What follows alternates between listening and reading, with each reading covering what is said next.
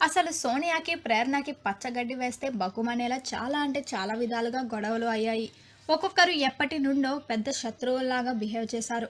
ప్రేరణకి అయితే సోనియా మీద ఒంటికాలు మీద లేచి మరీ యుద్ధానికి వెళ్ళింది. ఇంతకీ సోనియా ప్రేరణని ఎందుకు నామినేట్ చేసిందంటే, ప్రేరణ హౌస్లో నిదానంగా ఆడదాం, ప్రస్తుతానికి ఎంజాయ్ చేద్దాం అనుకుంది. కానీ సోనియాకి ఆ మాట నచ్చలేదు. ఎవరికి ఇష్టం వచ్చినట్లు వాళ్ళు ఇక్కడ ఎంజాయ్ చేయడానికి రాలేదు.